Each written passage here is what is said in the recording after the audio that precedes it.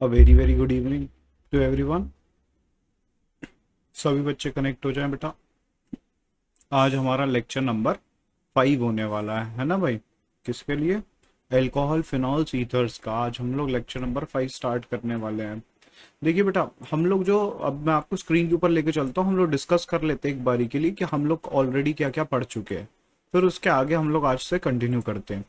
देखिए भाई, हम लोग क्या क्या पढ़ चुके हैं भाई। यहाँ पर हमारे पास हम लोगों ने एपॉक्साइड ग्रिग्नार्ड वाला पार्ट हम लोगों ने प्रिपरेशन स्टार्ट की थी। एक्चुअली में क्या स्टार्ट की थी बेटा?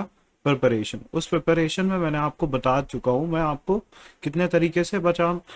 देखिए, प्रिपरेशन फ्रॉम हेलो एल्केन्स हम लोग कर चुके हैं। उसके बाद हम लोग किसके साथ कर चुके हैं? एल्डिहाइड कीटोन के साथ कर चुके हैं। उसके बाद हम लोग reduction of carboxylic acid and ester भी कर चुके हैं। ग्रिग्नार्ड रिएजेंट से भी प्रिपरेशन सीख चुके हैं। फिर हमारे पास जो था वो था हाइड्रोलिसिस ऑफ एस्टर, ये भी हम लोग कंप्लीट कर चुके हैं। अब हम जो सिक्स्थ पार्ट पढ़ रहे थे वो कौन सा था भाई? एल्कीन से हम लोग कैसे अल्कोहल्स को प्रिपेयर करेंगे। तो इसके अंदर मैंने आपको एक प्रोसेस तो बता दिया था, इनडायरेक्ट प्रोसेस, है ना भाई। इनडायरेक्ट प्रोसेस हम लोग पढ़ चुके थे। अब हमारे पास लेक्चर नंबर 5 में हमको जो सेकंड प्रोसेस पढ़ना वो होता है हाइड्रोबोरेशन ऑक्सीडेशन। ठीक है भाई, हम लोग किसके बारे में पढ़ने वाले हैं? नेक्स्ट जो होगा हमारे लिए, that is going to be hydroboration oxidation.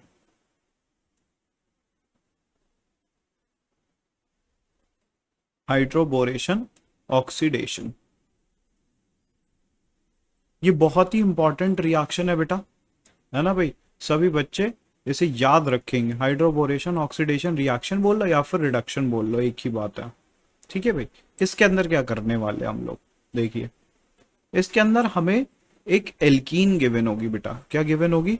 एक एल्कीन गिवन होने वाली है। इसके अंदर हमें एक एल्कीन गिवन होगी। जैसे एग्जाम्पल के तौर पे मैंने यहाँ पे ले लिया CH2 डबल बॉन्ड CH2। अब इसके ऊपर जब हम लोग पहला ट्रीटमेंट कराते हैं वो कराते हैं डाइबोरेन के साथ। B2S6 देखने को मिलेगा आपको। क्या देखने को मिलेगा? B2S6। इसके बाद हम लोग सेकेंड जो स्टेप होगा उसमें हम लोग इसका ऑक्सीडेशन कराएंगे, यानी कि H2O2 NaOH से हम इसको ट्रीट कराएंगे। तो जब आप ऐसा करते हैं तो यहाँ पर जो आपके पास प्रोडक्ट ऑप्टेन होके आएगा, तो एक जगह पर तो हाइड्रोजन अटैच हो जाएगा और दूसरी जगह पर OH अटैच हो जाएगा। तो मतलब अगर आपके पास कोई एल्कीन है तो आप उस एल्कीन का क्या कर सकते हैं भाई? एक तरीके से ऑक्सीडेशन कर सकते हैं। ये हमारे लिए क्या हो जाएगा? एल्कोहल में चेंज हो जाएगी। या एल्कीन किसके अंदर चेंज हो जाएगी? एल्कोहल के अंदर चेंज हो जाएगी। अब इसमें खास बात क्या है जो आपको याद रखनी है, वो ये है कि यहाँ पे हमको फॉलो करना है एंटी मार्कोनी कोव रूल, है ना भाई। क्या फॉलो करना है? एंटी मार्कोनी कोव रूल, ये हमें यहाँ पर फॉलो करना होता है। एंटी मार्कोनी कोव रूल क्या कि मतलब हमारे पास जो एडिशन होगा ना, addition of water, addition of water, ये किस रूल के अकॉर्डिंग होगा हमारे लिए? एंटी मार्कोनी कोव रूल के अकॉर्डिंग होगा। अब ये एडिशन के लिए देखिए भाई, एंटी मार्कोनी कोव रूल कब लगाते हैं? पेरोक्साइड की प्रेजेंस में। तो देखिए यहाँ पे याद करने का तरीका मैं बता देता हूँ। यहाँ पे हाइड्रोजन पेरोक्साइड है ना, तो ये देखिए आप ऐसे भी याद कर सकते हैं, हाइड्रोजन पेरोक्साइड है, इसलिए हमको क्या करना है? एंटी मार्कोनी कोव रूल लगाना है। अब देखिए, ये तो H पॉजिटिव रहेगा, ये डेल्टा नेगेटिव रहता है इसके ऊपर। तो ये नेगेटिव पार्ट, वैसे हम लोग मार्कोनी कोव रूल में क्या बोलते हैं? Negative part will attack to that carbon atom which has least number of hydrogen. तो हमको वहां पर अटैक करना होता है जहां पे हाइड्रोजन कम होते हैं। लेकिन एंटी मार्कोनी कोव रूल क्या कहता है? वहां पे अटैक करो जहां पे हाइड्रोजन ज्यादा हो, है ना भाई। तो मैं आपको इसकी थोड़ी सी मैकेनिज्म का भी आइडिया दे देता हूं ताकि आप कंफ्यूज ना हो अगर क्वेश्चन फंसता है तो। देखिए भाई कैसे, जैसे एग्जाम्पल के तौर पर मैं बहुत ही इजी क्वेश्चन लेता हूँ, पिक कर लेता हूँ मैं यहाँ पे इस तरीके से। एक कोई कंपाउंड ले लेता हूं मैं, इस तरीके से मैंने कोई कंपाउंड पिक कर लिया, CH2 double bond CH single bond CH3। इसके ऊपर हमें करना है भाई। तो इसके ऊपर हमें रिएजेंट क्या क्या गिवन होंगे? एक तो गिवन होगा B2S6 और सेकंड स्टेप में हमें गिवन होगा H2O2 NaOH, ये हमें गिवन होने वाला।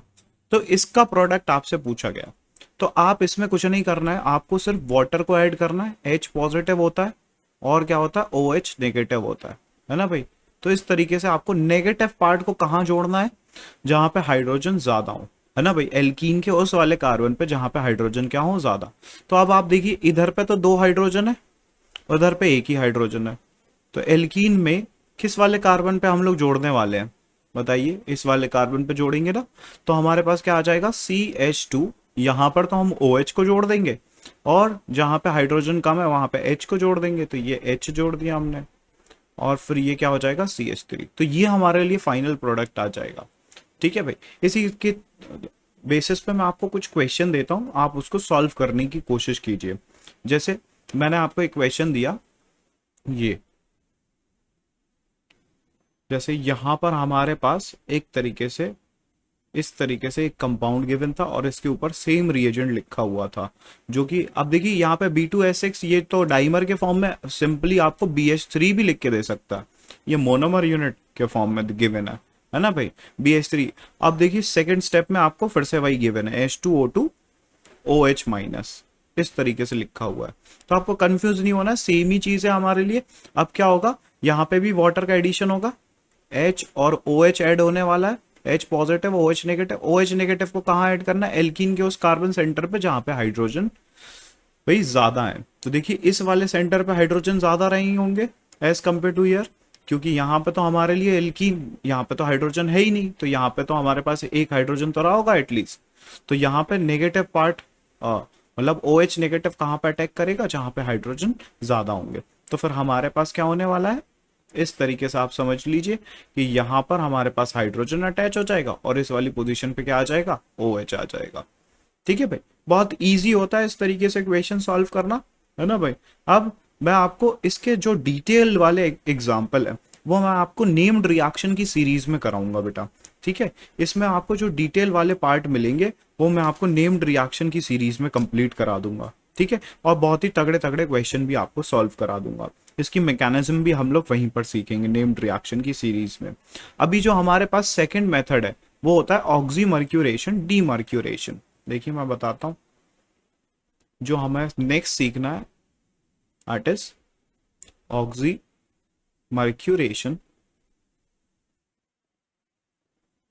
डीमर्क्यूरेशन।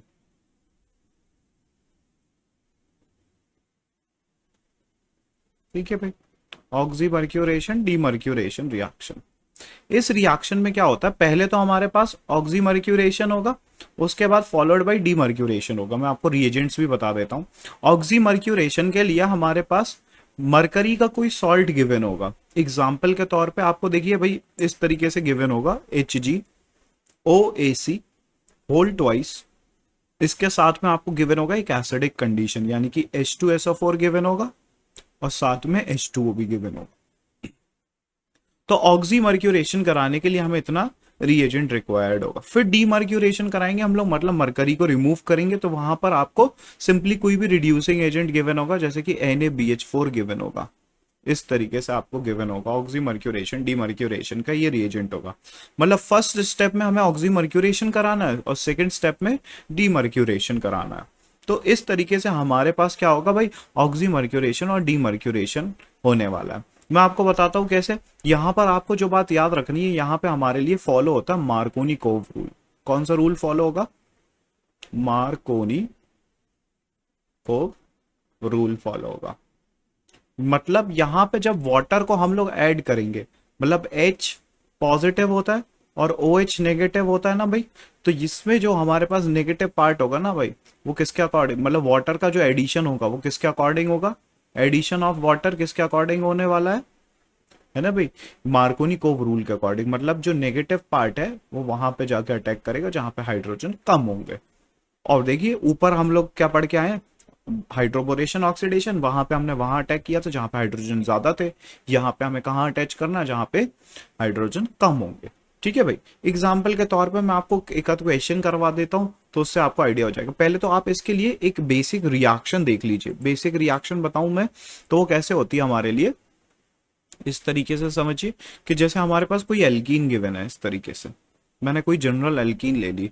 अब इस एल्कीन के ऊपर आपके पास वाटर गिवन होगा और साथ में गिवन होगा HgOAc होल ट्वाइस, ठीक है भाई। तो हमारे पास मर्क्यूरिक एसिटेट बोलते हैं हम इसे, और यहाँ पे हमारे पास सॉल्वेंट भी गिवन हो सकता है, तो ये ऑक्सीमर्क्यूरेशन रिएक्शन हो जाएगी।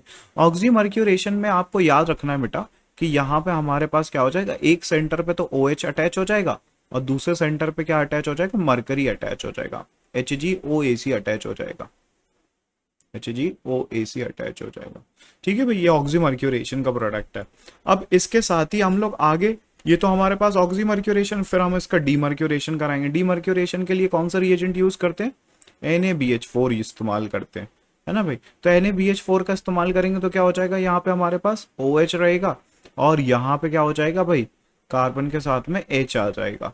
तो मतलब ये हमारे पास किसका फॉर्मेशन हो जाएगा, एल्कोहल का फॉर्मेशन हो जाएगा। यहाँ पे किसका फॉर्मेशन हो जाएगा, एल्कोहल का फॉर्मेशन हो जाएगा।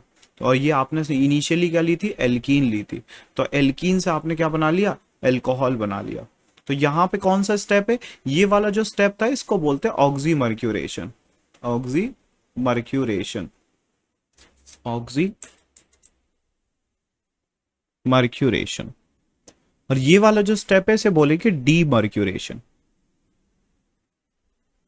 ये ऑक्सीमर्क्यूरेशन था और ये क्या था, डीमर्क्यूरेशन। अब आपको ना इसके अंदर क्या याद रखना है कि यहाँ पे जो हमें वाटर ऐड करना वो किसके अकॉर्डिंग ऐड करना, मार्कोनी-कोव रूल के अकॉर्डिंग ऐड करना, और सिंपली हम लोग प्रोडक्ट बनाते जाएंगे।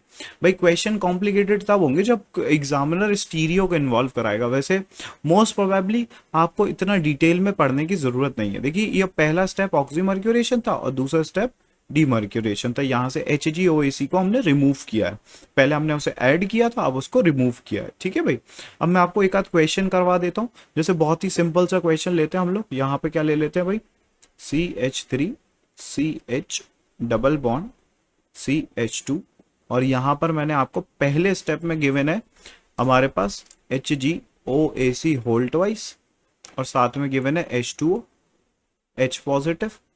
दूसरे स्टेप में आपको गिवन है यहाँ पर क्वेश्चन में डीमर्क्यूरेशन के रिएजेंट गिवन है NaBH4OH माइनस।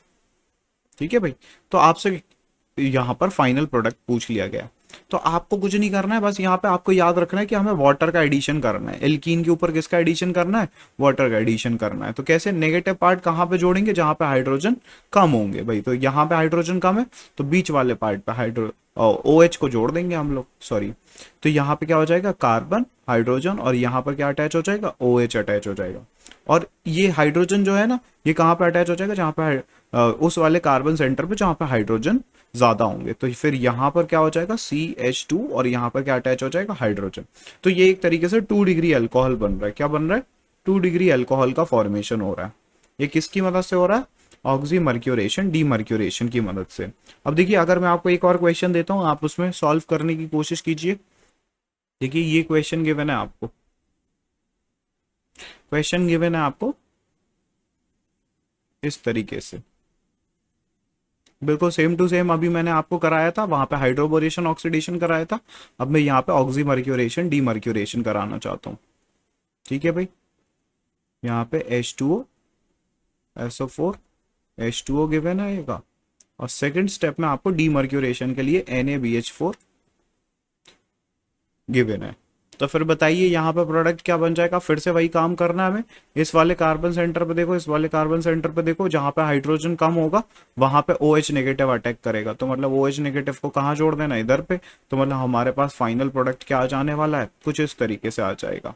यहाँ पे तो OH अटैच हो जाएगा और यहाँ पे हाइड्रोजन अटैच हो जाएगा। ये वाला methyl group as it is रहेगा। तो ये हमारे पास फाइनल प्रोडक्ट आ जाएगा। एक 3 डिग्री अल्कोहल बनता हुआ आपको नजर आएगा, 3 डिग्री अल्कोहल का फॉर्मेशन होता हुआ आपको क्या आएगा, नजर आएगा। ठीक है भाई, तो ये हमारे लिए क्या थी, ऑक्सीमर्क्यूरेशन डीमर्क्यूरेशन रिएक्शन थी। ठीक है भाई, इसी तरीके से आप मतलब इसमें जो आपको याद रखने वाली बात है वो मैं आपको बता देता हूँ कि यहाँ पे आपको क्या क्या याद रखना पड़ेगा। देखिए जैसे हम लोगों ने एल्कीन्स पढ़े थे भाई, ये एल्कीन्स है। अब इस एल्कीन्स के ऊपर पहले तो हमने वाटर का एडिशन ही देखा था, H2O H पॉजिटिव किया था नॉर्मली, है ना भाई।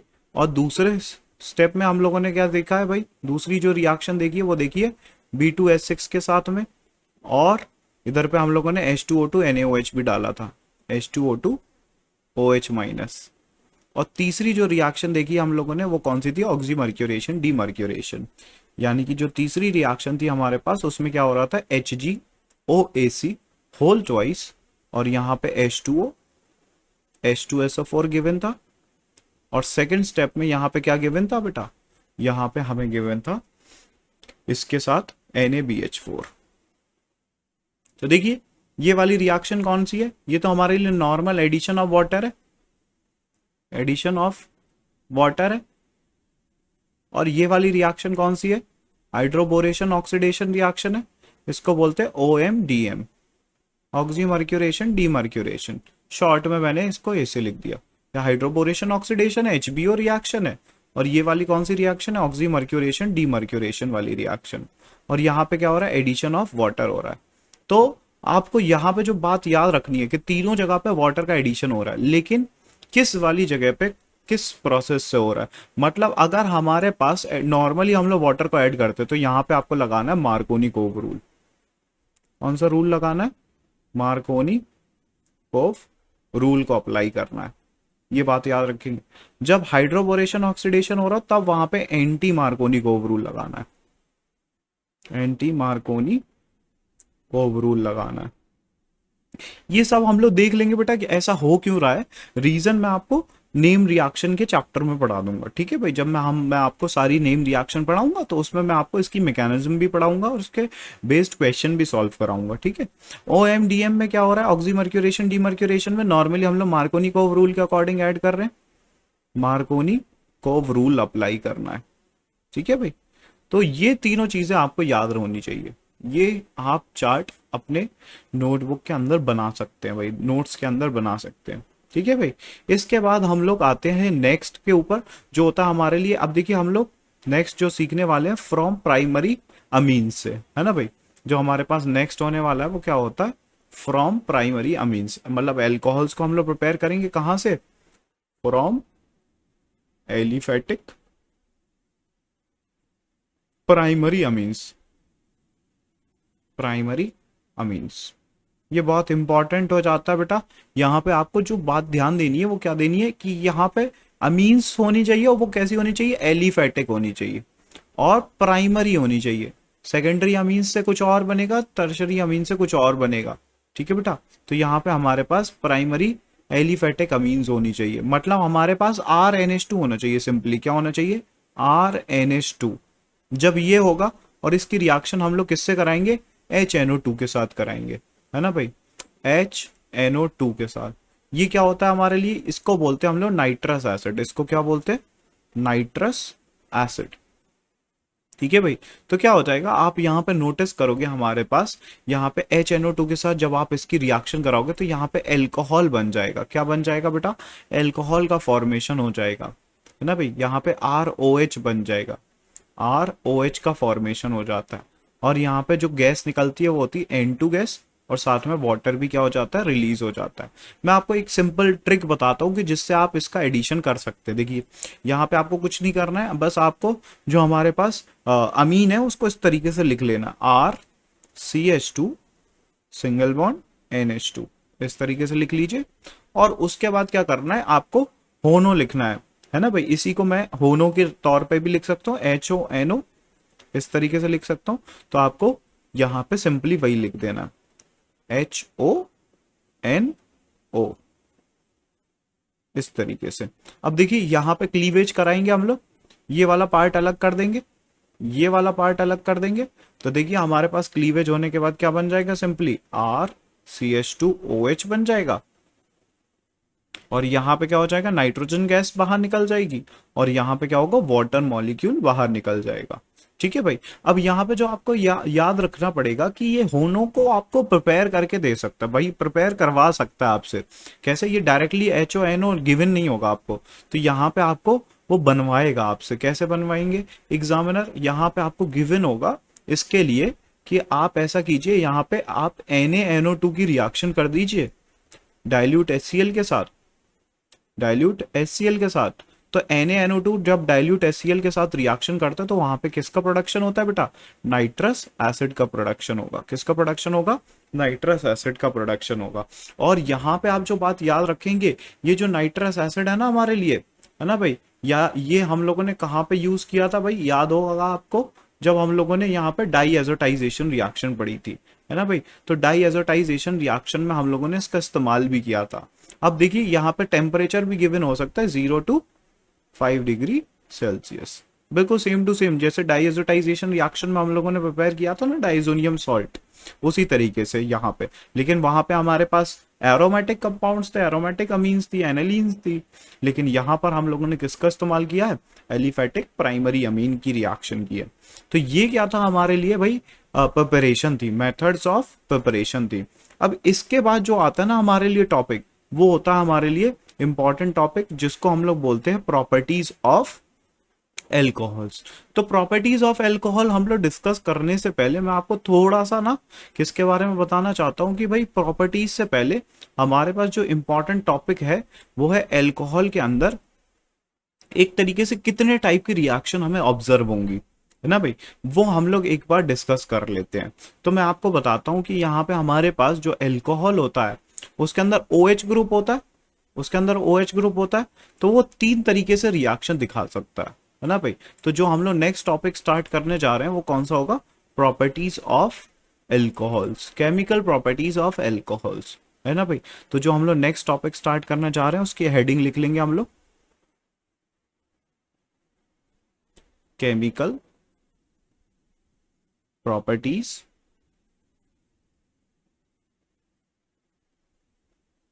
Of alcohols. ठीक है भाई, ये केमिकल प्रॉपर्टीज के बारे में हमें बहुत डिटेल में पढ़ना है बेटा, ठीक है। अब देखिए यहाँ पे क्या होगा हमारे पास कि 3 तरीके से हमें रिएक्शन देखने को मिलेंगी। कैसे रिएक्शन देखने को मिलेंगी, वो 3 तरीके से रिएक्शन कौन कौन सी होंगी। तो देखिए पहली जो मैं आपको बता रहा हूं वो होगी हमारे पास ऑक्सीजन और हाइड्रोजन बॉन्ड का क्लीवेज हो, मतलब जैसे ये COH होता है ना, तो यहाँ पे हमारे पास ऑक्सीजन और हाइड्रोजन बॉन्ड का क्लीवेज हो, इस वाले बॉन्ड का क्लीवेज हो रहा हो, ठीक है भाई।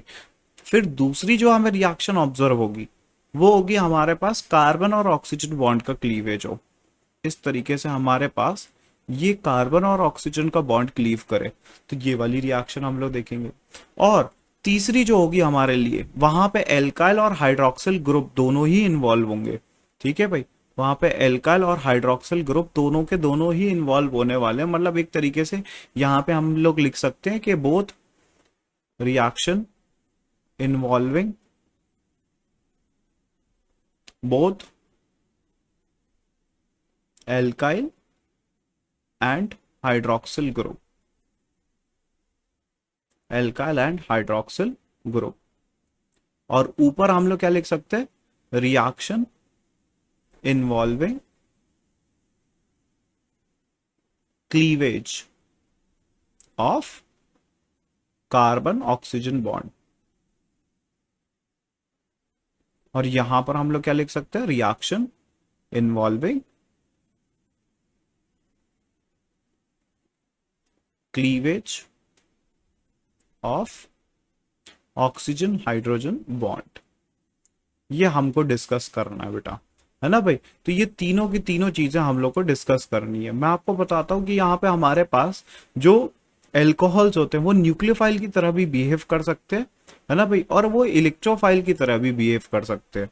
तो देख लेते हैं हम लोग कैसे कैसे। मैं आपको दोनों प्रॉपर्टीज आपको एक बारी में समझाने की कोशिश करता हूँ। देखिए जरा, पहले तो ये बात याद रखेंगे कि यहाँ पे हमको क्या पढ़ना है, क्लीवेज ऑफ OH बॉन्ड का, ठीक है भाई, और cleavage of carbon oxygen bond पढ़ना है, और फिर ये बोथ हाइड्रोक्सिल ग्रुप और फिर हमारे पास एल्काइल ग्रुप की रिएक्शन पढ़नी है, ठीक है। अब देखिए, अब हमारे पास आते हैं ये वाला जो मैं आपको बता रहा था ना कि एल्कोहल्स न्यूक्लियोफाइल की तरह बिहेव कर सकते हैं। वो कैसे करते हैं, देखिए जैसे अगर मेरे पास ROH है ना भाई। अब आप इसमें नोटिस करेंगे कि इसमें क्या होता है, हमारे पास ऑक्सीजन के पास लोन पेयर होते हैं, ये रहे लोन पेयर, ठीक है। अब इमेजिन करो मेरे पास कोई कार्बोकेटाइन आ गया, मान लेते हैं मेरे पास कोई कार्बोकेटाइन गिवन है इस तरीके से, है ना भाई, कोई इलेक्ट्रोफाइल गिवन है, सिंपली यहाँ पे मेरे पास इलेक्ट्रोफाइल के तौर पे मैंने यहाँ पे कार्बोकेटाइन को ले लिया, ये कोई कार्बोकेटाइन गिवन है। ये मेरे पास क्या था, एल्कोहल था, और यहाँ पे क्या गिवन है हमारे लिए, कार्बोकेटाइन गिवन है, कार्बोकेटाइन, कैटाइन गिवन है।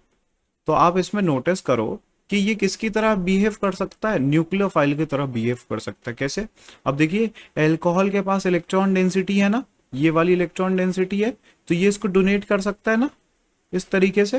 तो ये किसकी तरीके से बिहेव कर रहा है, एल्कोहल न्यूक्लियोफाइल की तरह बिहेव कर रहा है। और ये कार्बोकैटाइन तो है ही इलेक्ट्रोफाइल, ये तो इलेक्ट्रोफिलिक सेंटर है ही, उसके ऊपर तो कंप्लीट पॉजिटिव चार्ज है, ये तो आपको इलेक्ट्रॉन की डिफिशियंसी है।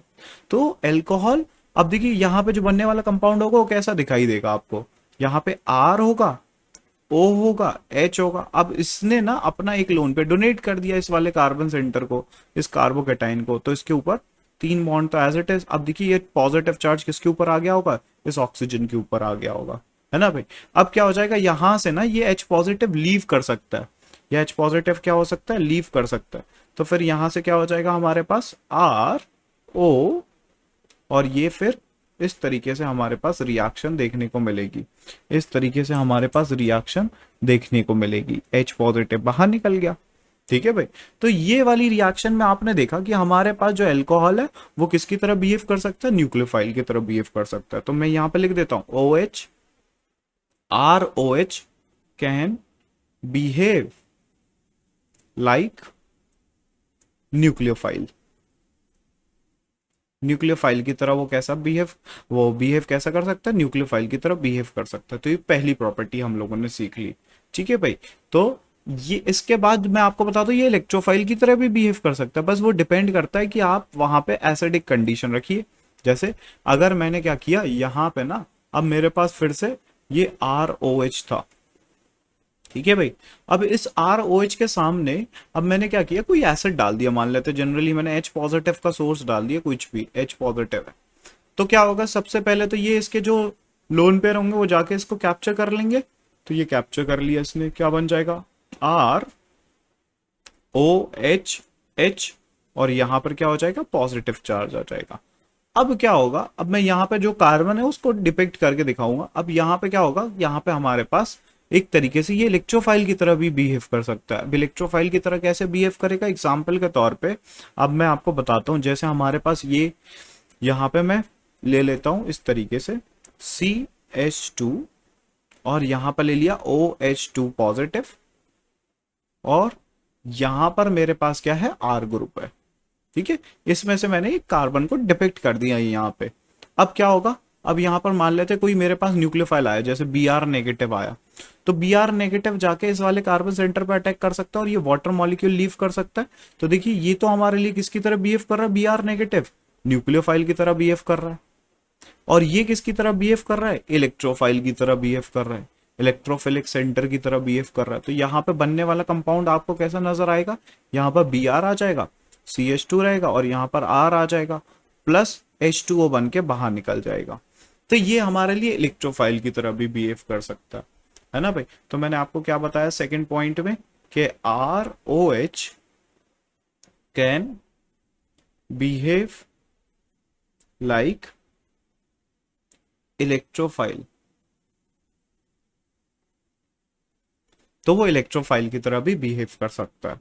ठीक है भाई। तो मैंने आपको दोनों कंडीशन पढ़ा दी। अब इसके बेसिस पे हम लोगों ने जो रिएक्शन देखी वो 3 तरीके की हो सकती है। क्लीवेज ऑफ OH बॉन्ड हो सकता है, cleavage of carbon oxygen bond हो सकता है, एल्काइल और हाइड्रोक्सिल ग्रुप्स के ऊपर भी रिएक्शन हो सकती है। तो हम लोग जो पढ़ना स्टार्ट करेंगे सबसे पहले वो हम लोग पढ़ेंगे OH बॉन्ड का क्लीवेज पढ़ेंगे, है ना भाई। किसका क्लीवेज पढ़ने वाले हैं, OH बॉन्ड का क्लीवेज पढ़ने वाले हैं। तो जरा एक बारी को हम लोग उसको स्टार्ट करते हैं, है ना भाई। तो हम लोग जो हेडिंग लिखेंगे सबसे पहले कि यहां पे alcohol reaction involving cleavage of oxygen and hydrogen bond, oxygen and hydrogen bond. मतलब हमारे पास क्या होने वाला है, यहां पे जब हमारे पास कार्बन, ऑक्सीजन और हाइड्रोजन इस तरीके से कोई अल्कोहल गिवन होगा, तो वहां पे ऑक्सीजन और हाइड्रोजन का बॉन्ड ब्रेक होने वाला है, ये वाला बॉन्ड ब्रेक होने वाला है। ये बात आप याद रखिए। अब देखिए यहाँ पे जनरली अगर ये बॉन्ड ब्रेक होगा तो ये हमारे लिए किस तरीके से ब्रेक हो सकता है, इस वाले ऑक्सीजन के ऊपर तो नेगेटिव चार्ज आएगा और ये H पॉजिटिव के फॉर्म में बाहर निकल रहा होगा, है ना भाई, कुछ इस तरीके से। तो मतलब ये एक तरीके से एसिड की तरह बिहेव कर रहा है ना यहाँ पे अल्कोहल। अल्कोहल का ये एसिडिक नेचर देख रहे हैं हम लोग। किसकी बात कर रहे हैं? एसिडिक नेचर की। तो अब देखिए, अब हमारे पास जो इसमें नेम रिएक्शन हम लोग पढ़ने जा, मतलब एक तरीके से रिएक्शन नंबर 1 पढ़ने जा रहे हैं, वो क्या होगी? Reaction with active metal. Reaction with active metal. तो यहां पे हमें क्या पता चलेगा कि अल्कोहल का कैसा नेचर होता है? एसिडिक नेचर के बारे में पता चलेगा अल्कोहल के। किसके बारे में पता चलेगा? एसिडिक नेचर के बारे में पता चलेगा। अब देखिए, अब हमारे पास कोई अल्कोहल गिवन होगा इस वाले क्वेश्चन में। क्या गिवन होगा? कोई अल्कोहल गिवन होगा। जैसे एग्जांपल के तौर पे ROH गिवन होगा, उसकी रिएक्शन किसी एक्टिव मेटल के साथ करा देगा भाई। एग्जांपल के तौर पे कोई मेटल मैंने ले लिया, जैसे एग्जांपल के तौर पे मैंने यहाँ पे ले लिया Na ले लिया, सोडियम मेटल ले लिया। तो यहाँ पे क्या होगा? ये RO माइनस Na पॉजिटिव बन जाएगा, और यहां से कौन सी गैस इवॉल्व हो जाएगी? हाइड्रोजन गैस इवॉल्व हो जाएगी। H2 गैस क्या हो जाएगी? इवॉल्व हो जाएगी। हाफ मोल्स H2 गैस क्या हो जाएगी? यहां से इवॉल्व हो जाएगी। अब इसी तरीके से आपने देखा, ये वाला जो था ना हमारे पास हाइड्रोजन, ये H2 बन के निकल जा रहा है, ये H2 बन के निकल जा रहा है ना भाई, गैस के फॉर्म में ये वाला हाइड्रोजन बाहर निकल जा रहा है। अब क्या होगा? ये जो सोडियम है, मैं आपको एक तरीके से इसकी मैकेनिज्म बताने की कोशिश करता हूँ कि यहाँ पर हमारे लिए क्या होगा कि जब सोडियम होगा तो उसका काम क्या होता है? जब भी कोई मेटल आपको दिखाई दे रिएक्शन में, तो वो क्या होता है? हमारे पास वो इलेक्ट्रॉन को रिलीज करता है। 2-3 काम कर सकता है मेटल, मैंने आपको बताया था। या तो वो हमारे लिए कैटलिस्ट की तरह बिहेव करेगा, है ना भाई, या फिर वो रिड्यूसिंग एजेंट की तरह बिहेव कर रहा होगा, है ना भाई। तो यहाँ पे जो सोडियम मेटल है वो रिएक्शन में पार्टिसिपेट कर रहा है, और उसने क्या किया? इलेक्ट्रॉन्स को लूज किया है। तो इलेक्ट्रॉन्स को लूज करने के बाद ये जो हाइड्रोजन होता है ना, ये इलेक्ट्रॉन को गेन कर लेता है और इसका रिडक्शन हो जाता है। तो ये H2 गैस के फॉर्म में यहाँ से रिलीज हो जाता है। ठीक है भाई, एग्जाम्पल मैं आपको करवा देता हूँ। जैसे एग्जाम्पल के तौर पे मैं आपको एक क्वेश्चन देता हूँ, आप मुझे बताइए इसका प्रोडक्ट क्या होगा? CH3 CH2 OH, और यहाँ पर हमारे पास रिएक्शन में आपको गिवन है, यहाँ पे आपको गिवन है मैग्नीशियम Mg। ठीक है भाई, तो आप मुझे इसका प्रोडक्ट बता दीजिए। तो आप क्या करेंगे? सिंपली यहाँ पे क्या हो जाएगा हमारे पास? CH3 CH2 O whole twice, क्योंकि Mg की वैलेंसी कितनी होती है बेटा? 2 होती है Mg, और साथ में कौन सी गैस रिलीज हो जाएगी यहाँ पे? H2 गैस रिलीज हो जाएगी, है ना भाई। कौन सी गैस रिलीज हो जाएगी यहाँ पर? हाइड्रोजन गैस रिलीज हो जाएगी। सिमिलरली हम लोग यहाँ पे क्या कर सकते हैं भाई?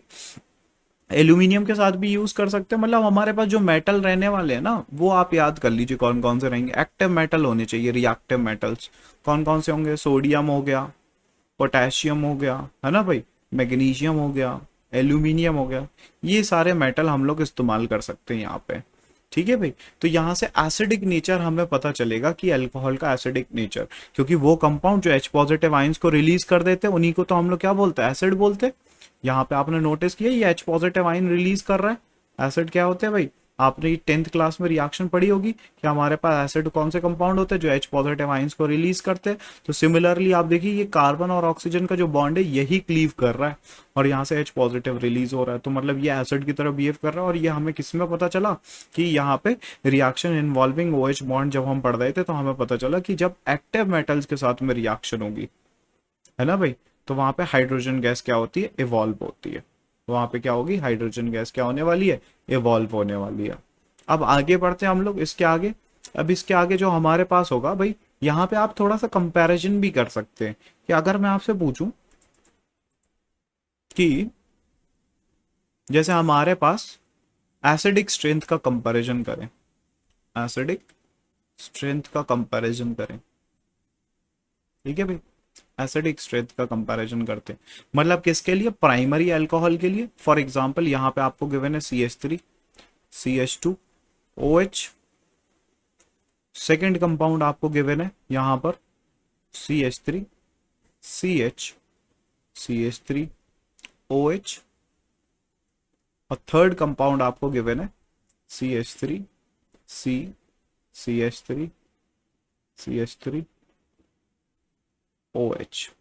तो बताइए भाई, इनमें से कौन सा हाइड्रोजन ज्यादा एसिडिक होगा? इनमें से कौन सा हाइड्रोजन ज्यादा एसिडिक होगा? मैंने आपसे पूछा एसिडिक स्ट्रेंथ का कंपैरिजन, तो आप मुझे बताइए यहाँ पे क्या आंसर होने वाला है। अब देखिए जब भी ऐसा क्वेश्चन पूछा जाए तो आप क्या कीजिए भाई, जब भी एसिडिक स्ट्रेंथ कंपेयर कराने के लिए पूछे तो आप उसमें से हाइड्रोजन को रिमूव कर दीजिए एक बारी के लिए, उसका कॉन्जुगेट बेस बना लीजिए, यानी कि CH3CH2O- बन जाएगा, यहाँ से H पॉजिटिव बन के बाहर निकलेगा और यहां से क्या बनेगा उसका conjugate base, CH3 CH CH3O- बनेगा, H पॉजिटिव बनेगा और यहां से क्या बनने वाला है बेटा, CH3 C CH3 CH3 और O- यहां बनेगा। आपसे पूछा गया है कि भाई एसिडिक स्ट्रेंथ कंपेयर कर दीजिए, तो मैंने क्या बोला, जब भी एसिडिक स्ट्रेंथ कंपेयर करनी हो तो आप उसका कॉन्जुगेट बेस बना के उसकी स्टेबिलिटी चेक कर लीजिए। जिसका कॉन्जुगेट बेस जितना ज्यादा स्टेबल होगा उतनी ज्यादा उसकी एसिडिटी होगी।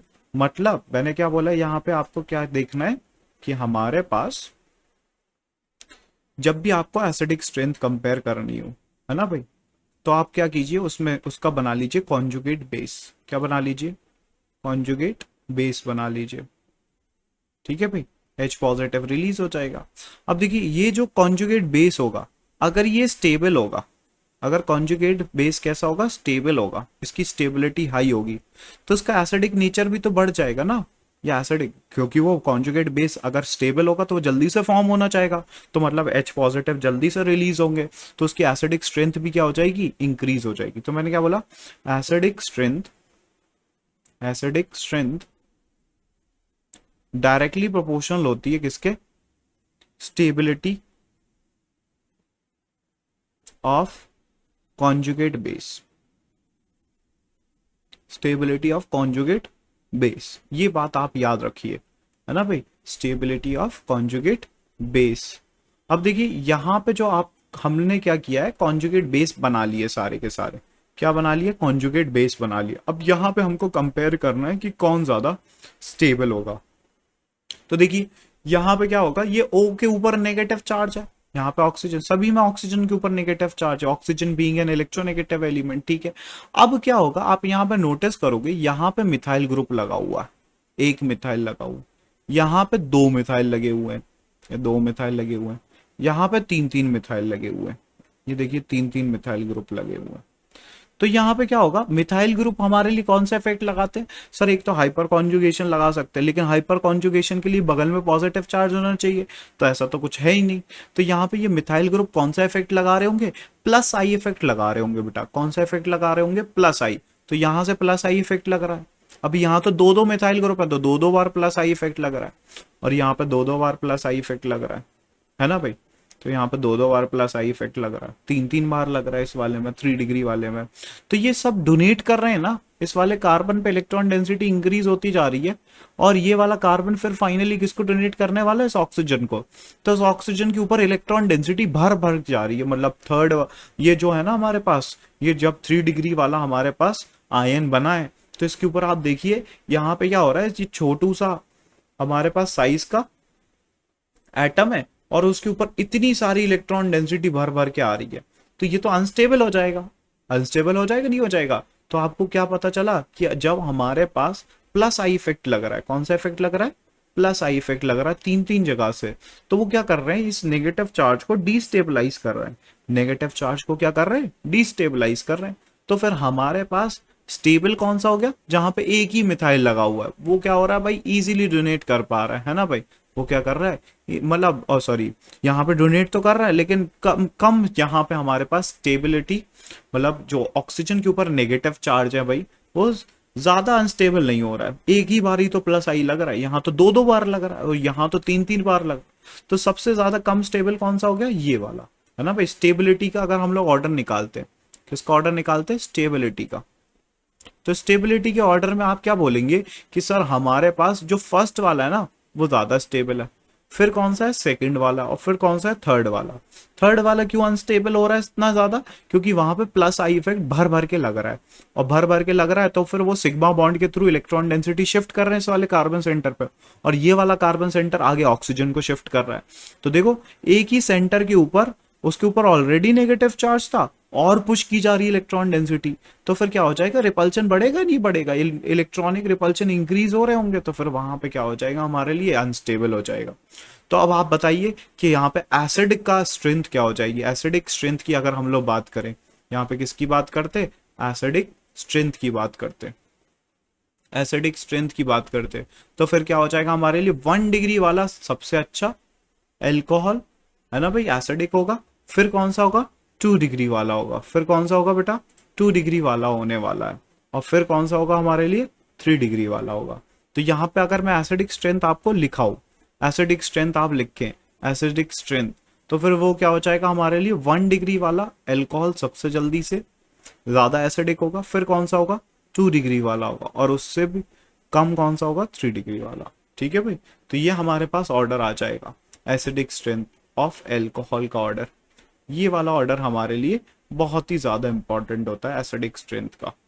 तो आपको क्या बात याद रखनी है कि हमारे पास जो ये जो प्लस आई इफेक्ट लग रहा था यहाँ पे, ये चार्ज को क्या कर रहा था, डिस्टेबलाइज कर रहा था। यहाँ पे तो एक ही बार प्लस आई इफेक्ट लग रहा है, तो वो चार्ज को इतना ज्यादा डिस्टेबलाइज नहीं कर रहा। ठीक है भाई, तो हमारे पास ये मैंने आपको एसिडिक स्ट्रेंथ का ऑर्डर बता दिया है। ठीक है भाई, आप एसिडिक स्ट्रेंथ को कंपेयर कर सकते हैं। अब इसके साथ ही हमारे पास जो सेकंड रिएक्शन होगी वो होगी रिएक्शन विथ मेटल हाइड्राइड्स, है ना भाई। तो जो हम अभी हम लोगों ने कौन सी रिएक्शन पढ़ी, रिएक्शन विद एक्टिव मेटल। अब मैं आपको सेकंड रिएक्शन पढ़ाने जा रहा हूँ, रिएक्शन विथ मेटल हाइड्राइड्स। तो देखिए, reaction with metal hydrides, metal hydrides के साथ भी इजी रिएक्शन है। कैसे करना है हमें देख लीजिए। अब यहाँ पे क्या होगा, आपको एल्कोहल गिवन होगा, उसके साथ में कोई भी मेटल हाइड्राइड गिवन होगा, तो वहां पे भी हाइड्रोजन गैस इवॉल्व हो जाएगी। जैसे हमारे पास एग्जाम्पल के तौर पे यहाँ पे ROH गिवन होगा और यहाँ पे कोई मेटल हाइड्राइड गिवन होगा, जैसे MH गिवन है, तो यहाँ पे क्या होगा, फिर से वही H2 गैस रिलीज हो जाएगी, यहाँ पे भी H2 गैस रिलीज हो जाने वाली है। और यहाँ पे क्या बन जाएगा, RO-M पॉजिटिव, इस तरीके से बन जाने वाला। एग्जाम्पल के तौर पे मैं आपको बताता हूँ कि जैसे अगर मेरे पास CH3OH था, CH3OH था, और इसके साथ में मैंने क्या डाल दिया भाई, ये मीथेनॉल था, मीथेनॉल के साथ में मैंने सोडियम हाइड्राइड डाल दिया। ये क्या यूज किया मैंने, सोडियम हाइड्राइड। तो क्या होगा, यहां पर हमारे पास एक एसिड बेस रिएक्शन होगी, है ना भाई, एक एसिड बेस रिएक्शन होगी। ये हमारे लिए बेस की तरह एक्ट कर रहा होगा और ये एसिड की तरह एक्ट कर रहा होगा, है ना भाई। ये एसिडिक प्रोटॉन है, ये वाला प्रोटॉन कैसा है, एसिडिक है, और ये वाला हाइड्राइड हमारे लिए बेसिक होगा नेचर में। तो फिर क्या होगा, यहाँ पे एसिड बेस रिएक्शन होगी, और एसिड बेस रिएक्शन में आपको पता है H2 गैस इवॉल्व हो जाएगी, यहाँ पे H2 गैस इवॉल्व हो गई, और यहाँ पे क्या बन जाएगा, CH3ONA बन जाएगा। तो इसको हम लोग क्या पढ़ेंगे, सोडियम मेथॉक्साइड, सोडियम मेथॉक्साइड बन जाएगा। और कौन सी गैस इवॉल्व हो रही है, हाइड्रोजन गैस इवॉल्व हो रही है। तो ये हमारे पास क्या था भाई, एक तरीके से ऐसी रिएक्शन थी जिसमें हमारे पास ये किसकी तरह, एल्कोहल किसकी तरह एक्ट कर रहा था, एसिड की तरह, और फिर हमने उसके ऊपर क्या डाला हुआ था, बेस डाला हुआ था। मैं आपको एक रिएक्शन देता हूँ, आप इसको सॉल्व करेंगे। देखिए भाई, जैसे अगर मैंने यहाँ पे क्या दे दिया भाई, एग्जाम्पल के तौर पे मैंने आपको दे दिया यहाँ पे CH3CH2OH और इसके साथ में दे दिया KH, पोटेशियम हाइड्राइड। तो फिर क्या बनने वाला है, तो सिंपली यहाँ पे आपको क्या करना है, ये हाइड्रोजन और इस वाले हाइड्राइड को रिमूव कर देना है ना भाई। तो यहाँ से हाइड्रोजन गैस तो इवॉल्व हो जाएगी, ये H2 गैस इवॉल्व हो जाएगी, और यहाँ पे क्या बन जाएगा, CH3CH2OK, ये बन जाएगा, है ना भाई। तो यहाँ पे ये वाला जो कंपाउंड होगा, इस वाले कंपाउंड को हम लोग नाम कैसे लिखेंगे, ये हो जाएगा हमारे लिए potassium, potassium ethoxide, potassium ethoxide हो जाएगा। और ये कौन सी गैस इवॉल्व हो रही है बेटा, हाइड्रोजन गैस इवॉल्व हो रही है। ये हमारे लिए क्या था, इथेनॉल था। इथेनॉल के ऊपर हम लोगों ने किसकी रिएक्शन की थी, पोटेशियम हाइड्राइड की रिएक्शन की थी, पोटेशियम हाइड्राइड। तो ये वाली रिएक्शन हमारे लिए क्या थी भाई, एक एसिड बेस रिएक्शंस थी। है ना भाई, यहाँ पे एसिड बेस की तरह। मैं आपको और भी रिएक्शन बता सकता हूँ भाई, जैसे हमारे पास जिसमें हमारे पास ये एसिड की तरह बिहेव कर रहा होगा, तो वो आपने सीखी हुई है। जैसे हमारे पास एस्टरिफिकेशन रिएक्शन है, उसमें भी हमारे पास अल्कोहल किसकी तरह बिहेव करता है, एक एसिड की तरह बिहेव करता है। मैं आपको बता भी देता हूँ, यहाँ पे जो हमारे पास थर्ड होती है वो होती है एस्टरिफिकेशन रिएक्शन। क्या होती है? Esterification reaction.